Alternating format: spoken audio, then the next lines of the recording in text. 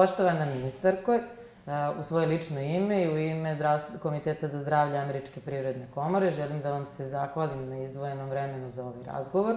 Ovaj razgovor ćemo objaviti na našem portalu digital.net.me i za početak našeg razgovora pitala bih vas kojim ste to aktivnostima koje su sprovedene od strane Ministarstva zdravlja najzadovoljniji u proteklom periodu. Zahvaljujem se Zdravstvenom komitetu Američke privredne komore. Zadovoljstvo mi je da sa vama razgovaramo o ovako važnim temama. Jedno od najvažnijih, mogu slobodno da kažem i najvažnije za cilj koji smo ostvarili za ovo vrijeme od kad sam ja ministar, jeste što je u Crnu Goru stiglo preko 820.000 vakcina, što je proces masovne vakcinacije započeo u najkraćem vremenskom roku, imajući u vidu poteškoće sa kojima smo se susreli na samom početku i činjenicu koliko je teško u dobu pandemije bilo obezbijediti dolazak vakcina u Crnu Goru i što je u ovom trenutku vakcinisan svaki drugi odrasli građanin Crne Gore i sa naravno tendencijom da ta brojka bude u budućem periodu i veća i što je u ovih 8 mjeseci ove godine urađeno preko 500.000 testova, što govori o veoma ozbiljnom nadzoru nad bolešću za razliku od cijele prošle godine u kojoj je ukupno urađeno 130.000 testova. Dakle, Crna Gora je uspjela da za relativno kratko vrijeme, imajući u vidu kompletnu situaciju u kojoj se zatekla, ne samo zbog tranzicije, nego i zbog neodgovornosti prethodne administracije, obezbijedi preko 3/4 miliona vakcina i da u ovom trenutku imamo svakog drugog građanina odraslog koji je vakcinisan. To stvarno jesu rezultati za ponos i obzirom na činjenicu da inače se za zdravstvo u našoj zemlji izdvaja malo manje od evropskog proseka posmatrano u odnosu na procenat BDP-a, a da istovremeno savremene terapijske opcije koje doprinose napretku zdravlja pacijenata povlače za sobom i povećanje troškova. Kakvi su planovi vlade za finansiranje zdravstva u budućem periodu i šta vi postavljate kao kratkoročne, a šta kao dugoročne prioritete? Ministarstvo zdravlja je postavilo određene, baš tako kao što ste rekli, kratkoročne i dugoročne prioritete koji zahtijevaju određena finansijska sredstva i u konstantnoj smo komunikaciji sa predstavnicima vlade, prije svega Ministarstva financija, kako bi blagovremeno obezbijedili sredstva za implementaciju svih predviđenih aktivnosti. Dobro ste primijetili da je procenat BDP-a koji se izdvaja za zdravstvo niži u prosjeku od evropskog prosjeka, ali također moram napomenuti da imamo veoma dobru saradnju sa Ministarstvom financija i da će procenat BDP-a koji se izdvaja za zdravstvo biti veći iz godine u godinu. Također, u ovom momentu mogu da najavim da ćemo u narednom periodu pokrenuti niz infrastrukturnih projekata koji su od izuzetnog značaja za razvoj zdravstvenog sistema u Crnoj Gori. Ministarstvo zdravlja je uradilo određenu analizu, utvrđeni su tehničko-tehnološki, prostorni i kadrovski nedostaci, takozvano mapiranje sistema koje ranije nikada nije rađeno i napravljeni su prioriteti u odnosu na tu analizu. Već sljedeće godine mogu najaviti izgradnju 2 klinike, i to klinika za infektivne bolesti i klinika za dermatovenerologiju, koji su izuzetno značajni za unapređenje zdravstvenog sistema, a koji se realizuju uz značajnu podršku Evropske unije. Dodala bih da Ministarstvo zdravlja nastoji da u saradnji sa inostranim partnerima, prije svega EU, kroz IPA projekte, predpristupnu podršku kao i zapadno-balkansku inicijativu, obezbijedi određena bespovratna sredstva za implementaciju velikog broja projekata i tu mogu zaista da se zahvalim svim našim strateškim partnerima koji nam u tome značajno pomažu. Paralelno sa navedenim, Ministarstvo zdravlja predano radi na izgradnji strategije zdravstvenog razvoja koja će pokazati slabosti na osnovu kojih planiramo usmjeriti aktivnosti u cilju unapređenja zdravstvene zaštite građana, što je naš osnovni prioritet i cilj. Strategije koje pripremamo u saradnji sa stručnim timom ljekara, Svjetskom zdravstvenom organizacijom i drugim međunarodnim partnerima će obuhvatati dugoročne i kratkoročne ciljeve, uključujući reorganizaciju na svim nivoima zdravstvene zaštite, definisanje zdravstvene kadrovske politike i neophodne infrastrukture, znači nabavke kapitalne opreme, izgradnja, rekonstrukcija zdravstvenih ustanova i ostalo. Moram da kažem da smo određeni broj projekata već do sada realizovali uz saradnji sa našim strateškim partnerima.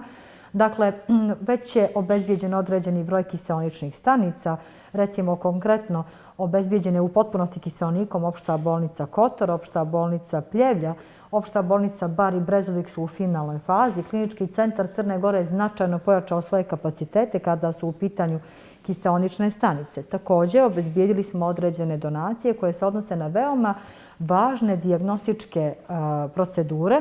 Konkretno, sada mislim na skener na CT za opštu bolnicu Pljevlja. Japanska donacija obezbijedit će skener za opštu bolnicu Cetinju, u kojoj do sada nikada nije postojao skener. Također radimo na pripremi nabavke preko Ministarstva finansija novog skenera i angiosale za klinički centar Crne Gore. I ono što je također važno, u saradnji sa NATO-om obezbijeđena je velika donacija, to je magnetna rezonanca za opštu bolnicu Berane, koju vrlo brzo očekujemo, kao i što ste već obavješteni, određena PCR, veoma važna i veoma kvalitetna PCR laboratorija u opštoj bolnici Berane. Implementacijom planiranih projekata nastojimo da poboljšamo uslove kako za građane koji koriste zdravstvene usluge, tako i za rad zdravstvenih radnika. Napominjem da u crnogorskom zdravstvenom sistemu ima puno kvalitetnih vrijednih profesionalaca koji čitavo vrijeme požrtvovano i odgovorno rade svoj posao. Vjerujem da ćemo zajednički uspjeti da prevaziđemo postojeću epidemiološku krizu i iz svega izađemo, naravno, snažniji i zreliji. Ono što je također jedan od naših veoma važnih prioritetnih ciljeva na ovu temu jeste da se paralelno sa zbrinjavanjem i brigom o COVID pacijentima apsolutno moramo jednako kvalitetno baviti i svim onim pacijentima koji pripadaju takozvanoj ne-COVID zoni. I čitavo ovo vrijeme, paralelno sa COVIDom, mi ne obustavljamo, dakle čitavo vrijeme radimo sa ne-COVID pacijentima, dakle nema obustavljanja operativnih programa, nema zaustavljanja ambulanti. Znači, proces prosto mora da se nastavlja i da teče. I u tom smislu također smo razmišljali o raznim finansijskim rješenjima koja će poboljšati kvalitet i uzdići kvalitet zdravstvene zaštite na jedan viši nivo. U tom smislu značajno radimo i na akreditaciji laboratorija svih zdravstvenih ustanova, što je jedan zaista važan i veliki projekat. I obezbijedili smo, osim toga, naravno i saradnju sa našim strateškim partnerima. Ovdje konkretno, recimo, mislim na jednu veoma dobru saradnju koju smo ostvarili sa Robert Koch institutom iz Berlina, u okviru koje imamo edukaciju našeg stručnog kadra, ali ne samo kada je u pitanju COVID kriza, nego i kada je u pitanju i sve ono što se zove ne-COVID, što je veoma važno. Pa to su stvarno sjajne vesti, mislim, obzirom na sveukupnu situaciju sa COVID-om, da je i toliki angažman posvećen ne COVID-u i onome što nam je realno budućnost da živimo sa COVID-om zajedno. Ono što smo videli kao jednu jasnu poruku da je strateški prioritet za predstojeći period Ministarstva zdravlja jeste Direktorat za digitalno zdravlje i koje su to ključne aktivnosti koje će se dešavati na polju digitalne transformacije zdravstva i ko su partneri u tom procesu? Jeste. Ja sam na samom početku svojeg bivstvovanja na ovoj funkciji smatrala i danas smatram da je digitalna transformacija veoma važna u zdravstvenom sistemu i da njoj moramo da posvetimo posebnu pažnju u budućnosti. Jer ona nije bila, ne da nije bila na zavidnom nivou, bila je praktično na nultom nivou. U tom smislu ključne aktivnosti na polju transformacije zdravstva, osnivanje Direktorata za digitalno zdravlje oslanjaju se na nekoliko strateških prioritetno, borba protiv SARS-CoV-2 virusa u mnogome se oslanja na kvalitetne izvore podataka i njihovu analizu, a u čemu digitalni alati koje Ministarstvo zdravlja sa svojim partnerima konstantno razvija i unapređuje čine polaznu osnovu. U tom kontekstu Ministarstvo je uspostavilo cijel spektar digitalne usluge kojim je institucijama olakšano upravljanje pandemijom, kao i alate od kojih bi izdvojili digitalnu COVID potvrdu, koja građanima omogućava stepen sigurnosti i transparentnosti u poštovanju aktuelnih epidemioloških mjera. To je zaista bio jedan veliki iskorak kada je u pitanju digitalna transformacija u Crnoj Gori. Paralelno, jačanje i optimizacija procesa funkcionisanja zdravstvenog sistema u narednom periodu sve više će počivati na uvođenju digitalnih rješenja. Razvoj tehnologije omogućava nove pristupe javnom zdravlju, medicinskim procedurama i dostignućima koje možemo implementirati u Crnoj Gori. U tom smislu partneri vlade Crne Gore i ministarstva su kako države, tako i korporacije koje imaju znanje i viziju da zajedno kreiramo inkluzivni i modern zdravstveni sistem u Crnoj Gori. S obzirom na to da je digitalizacija kliničkog centra kao jedne tercijarne zdravstvene ustanove u Crnoj Gori i jedine ovakve ustanove u Crnoj Gori u toku i uz činjenicu da intenzivno radimo na digitalizaciji primarne i sekundarne zdravstvene zaštite, čak i na digitalizaciji hitne medicinske pomoći, uskoro će biti prezentovana jedna sveobuhvatna platforma na kojoj radimo već nekoliko mjeseci unazad, jer to zaista bio jedan ogroman posao, koja će optimizovati i olakšati protok i upravljanje procesima na sva 3 nivoa. Očekujemo da će rezultati dosadašnjih napora biti vidljivi do kraja ove godine. Ovom platformom, koja će vrlo brzo biti prezentovana javnosti i koja se sada nalazi bukvalno u finalnoj fazi izrade, omogućit će se mnogo lakše funkcionisanje na sva 3 nivoa i predstavljat će zapravo jednu veliku olakšicu za građane, za pacijente s jedne strane, ali sa druge strane i za ljekare u primarnoj zdravstvenoj zaštiti, a sa druge strane omogućit će pravilno i jedinstveno uvezivanje sva 3 sistema kroz digitalnu platformu, što je zapravo i bio naš cilj.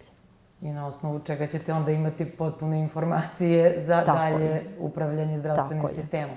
Tako je. Ministarstvo zdravlja, pored brojnih nadležnosti, ima i ingerenciju nad listom lekova. I poslednju listu lekova, koja je trenutno važeća, doneli ste u julu 2021.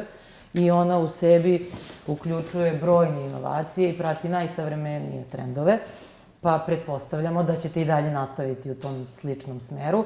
Htjela sam samo da vidim sa vama kakvi su to planovi, na koji način ćete to realizovati redovno update liste i redovno usavremenjivanje terapijskih opcija koje su dostupne građanima.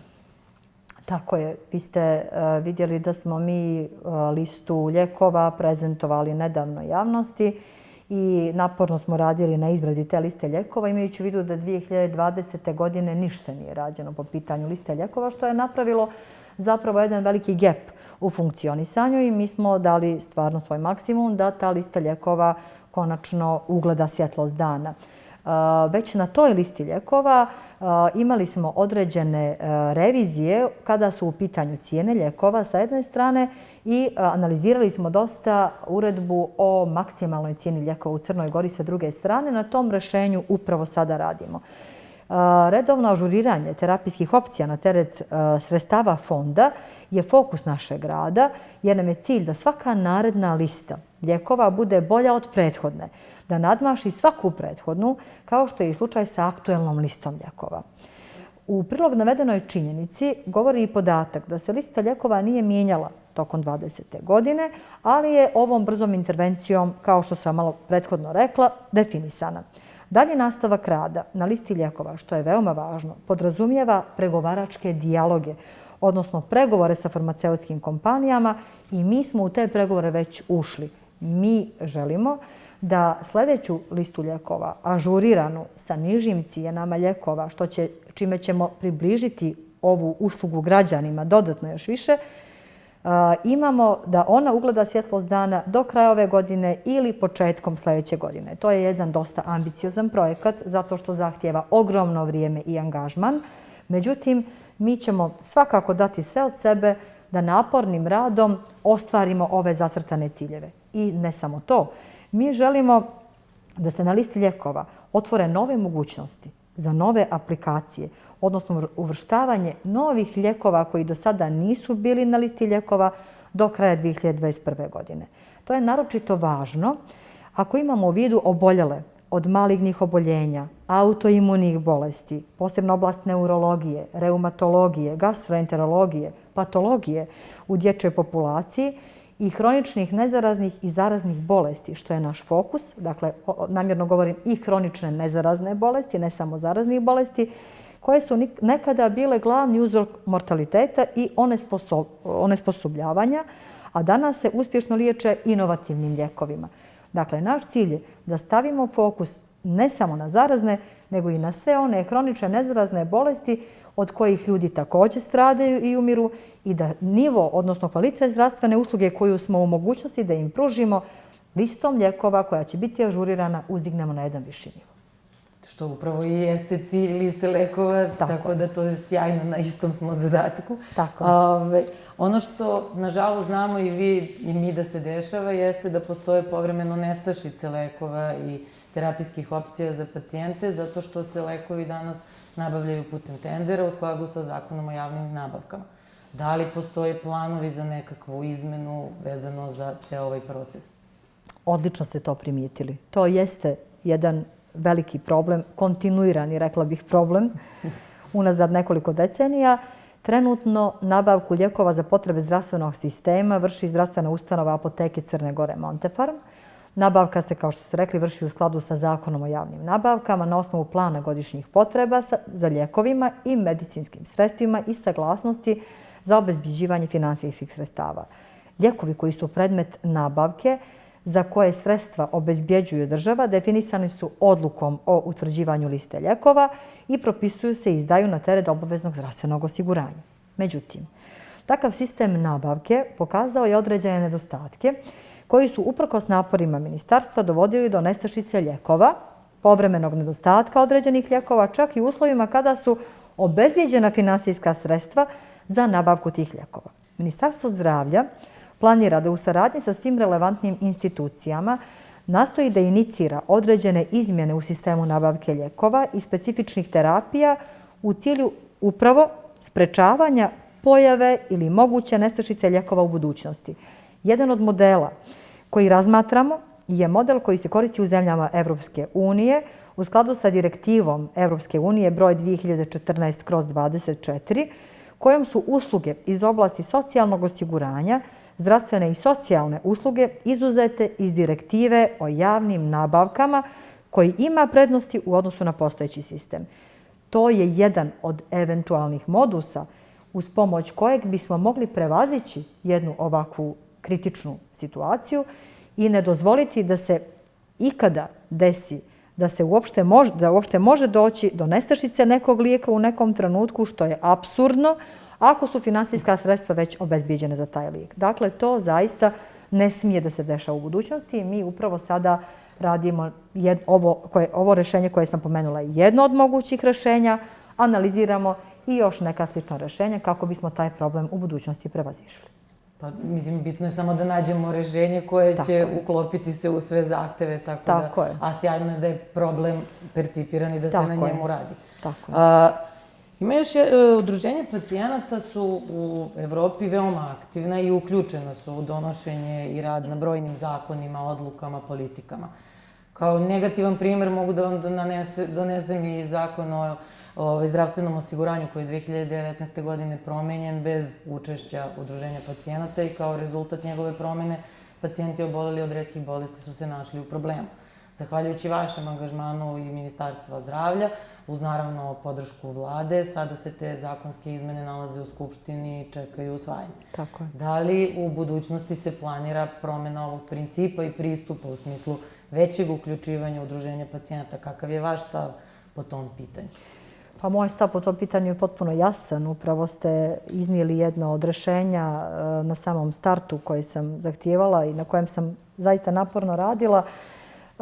Ono što mi je omogućilo da u potpunosti sagledam taj problem i da shvatim koliki je značaj zapravo rešenja rijetkih bolesti u jednom zdravstvenom sistemu jeste moj predani rad kao ljekara kliničara u prethodnom periodu, jer sam se naravno u tom radu susretala sa rijetkim oboljenjima iz oblasti pulmologije i imala veoma blisku saradnju sa udruženjem koja se bavilo cističnom fibrozom i danas se bavi sa njima. Naravno, saradnja je maksimalna i nastavljena je kao i svima ostalima. Naime, udruženje pacijenata kao dio NVO sektora koja su u Crnoj Gori organizovana za pojedine bolesti su veoma bitan činilac u kreiranju zdravstvene politike i zaštite javnog zdravlja i tako treba i da bude. U tom smislu se njihovi predlozi i sugestije brižljivo analiziraju i svi koji su realno sprovodljivi maksimalno se usvajaju i treba da budu usvojeni. U navedenom smislu treba navesti i predloženo rešenje za liječenje rijetkih bolesti u predlogu zakona o izmjenama i dopunama Zakona o zdravstvenom osiguranju, upravo ovo o čemu ste vi sada govorili. Također, pacijenti, ukoliko smatraju da su im povrijeđena prava u ostvarivanju zdravstvene zaštite, mogu podnijeti prijavu Ministarstvu zdravlja ili zaštitniku prava pacijenata te ustanove. Nadalje, i kroz neposrednu komunikaciju sa ministarstvom često se ostvaruju međusobna saradnja i komunikacija. Dakle, imali smo, to mogu slobodno da kažem, već nekoliko takvih primjera u okviru kojih je Ministarstvo zdravlja riješilo probleme udruženja pacijenata ili pojedinačnih slučajeva, kojih je također bilo, kada su u pitanju rijetke bolesti. Moj stav u tom smislu je potpuno definisan i jasan. To je da se moramo obavezno baviti rijetkim bolestima. One su ranjivo tkivo zdravstvenog sistema i njemu moramo biti maksimalno posvećeni. Da, uvijek te kategorije su najvulnerabilnije, one koje su realno male i retke prisutne. To što su male i što su rijetke ne znači da nisu veoma važne. Naprotiv, u tom smislu moramo napraviti jedan ozbiljan iskorak naprijed. Već smo, već kažem, i krenuli ozbiljno rješavanje tog problema. To je po prvi put da se neko na taj način bavio tim problemom. Moram da kažem da je to prepoznato od strane nevladinih organizacija i javnosti. Oni su veoma bili zahvalni zbog tog rješenja, ali tu nije kraj. To je tek početak na kojem mi treba ozbiljno da radimo. Na osnaživanju svesti udruženja pacijenata o njihovom značaju i informacijama koje mogu da podele sa vama. Upravo tako. I kao što svi znamo, kardiovaskularne bolesti i karcinomi su, nažalost, vodeći uzroci smrtnosti, a jedino rješenje za njih jeste prevencija i pravovremena dijagnostika. To je ključno. Istovremeno, zbog toga što su vodeći uzroci smrtnosti i tekako opterećuju budžete i tekako su u fokusu zemalja u regionu, Evrope, kroz razne politike, aktivnosti, planove, akcione.